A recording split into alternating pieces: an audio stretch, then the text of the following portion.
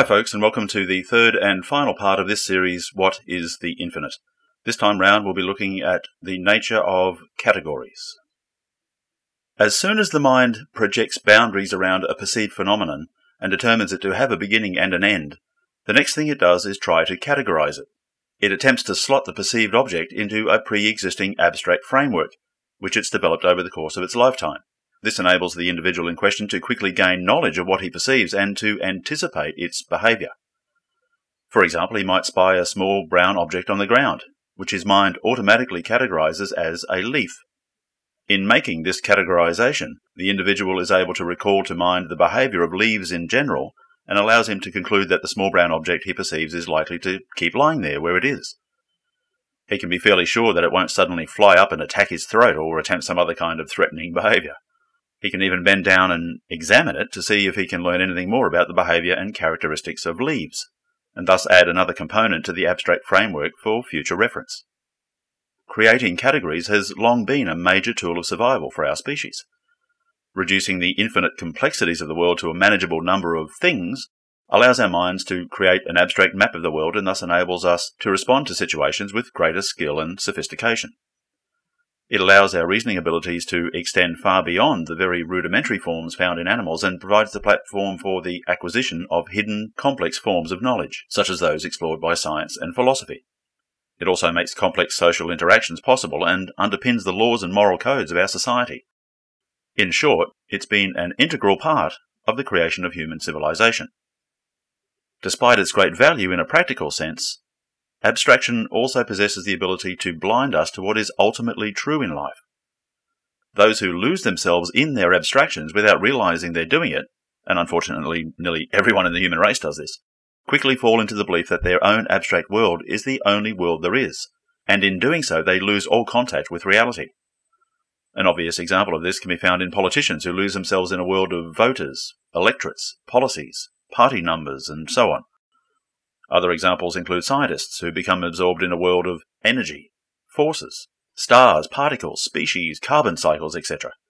And fundamentalist Christians who are obsessed with souls, angels, demons, heaven, and the like. They all tend to forget that the abstract world they deal with on a daily basis is simply that, an abstract world. They're not the only ones who do this, however.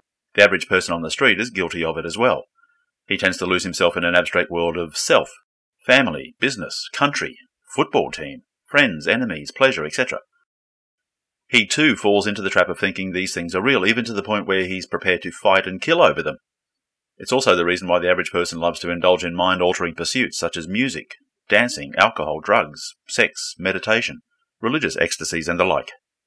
He's looking for temporary relief from the conceptual prison that he normally lives in.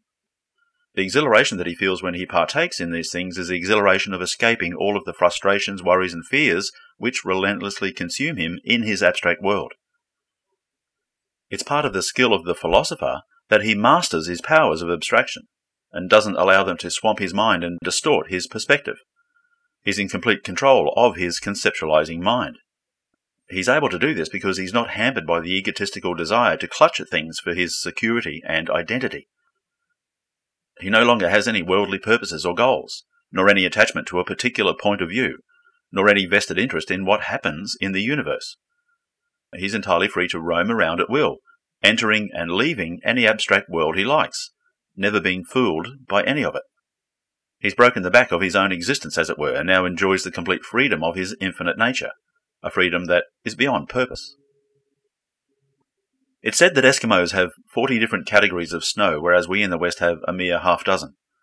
So who's right? Are there really 40 different types of snow, or are there only a half-dozen? The answer is ultimately neither.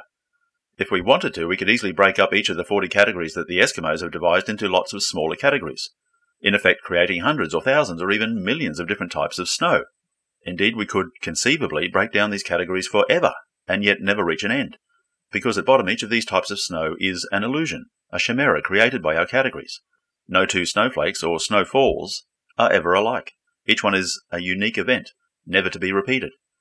The sheer lack of repetition here dictates that the categories of snow which we create, however useful they may be in our daily lives, ultimately refer to nothing real.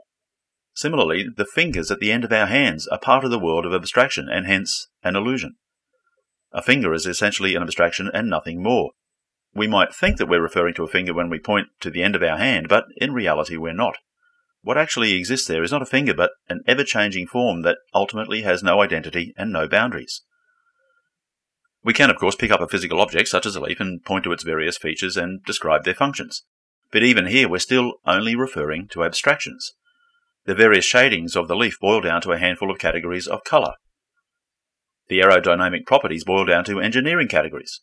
The photosynthetic properties boil down to chemical categories, and so on. Even when we point to an unusual feature, an oddity which is specific to the leaf in question, we're making use of standard categories pertaining to that particular species of leaf. It's impossible to get around the use of these categories. We use them all the time, both in speech and thought. And it's through our categories that existence is created. In reality, nature is a continuous, ever-changing flow in which nothing ever really comes into existence. Our conceptualizing minds take a hold of this flow and create frozen images out of it, which we subsequently believe to be existing things. That our minds do this is also part of the continuous, ever-changing flow of nature. Our minds have no choice but to create things in this manner. It's what we're caused to do. In this way, our minds are part of the creative process of the universe. It's through our minds that things literally come into being. In a very real sense, we sit at the right hand of God. Not only is the mind responsible for the frozen images that we call things, but it's also responsible for the way we perceive the world in any given moment. I've spoken previously about how the contrasts between objects that we directly perceive in the world are largely dependent upon the perspective of the observer. But we now need to take this a step further and see that the very attributes and properties which things appear to possess are also largely determined by the observer. Consider the point of a needle, for example. From the naked eye, it appears shiny, smooth, and sharp. Yet as soon as we place it under a microscope, the smooth, sharp point magically disappears, and a wide mountainous terrain bearing an uncanny resemblance to the dull surface of the moon takes its place. So which appearance is the real one? Is the needle point really smooth and sharp, or is it really a wide mountainous terrain? From our ordinary human perspective, a large mountain such as Mount Everest appears to be a very solid and immovable object. It almost seems timeless in its inability to change. Yet from the perspective of an observer for whom 1,000,000 years of our time flashes by in a second, the mountain would appear to be very soft and fluid. So, which is the real mountain? Is it hard and immovable, or soft and fluid? If we were to change the structure of the human body so that it processed and interpreted the data streaming through its senses in a radically different way, there's little doubt that we would perceive a vastly different world. Take the experience of colour, for example. As we all know, each of the colours that we see in the world corresponds to a particular frequency of light. But if our brains were wired differently so that each colour responded to a different frequency of light, or if the brain decided to construct a whole new collection of colours in place of the more familiar ones, then our world would suddenly look very strange and different indeed. In fact, it's conceivable that each person has his own particular colour scheme, each one unique unto itself and bearing little resemblance to anyone else's colour scheme. Subjectively speaking, there are possibly an infinite number of ways to experience, say, the colour red.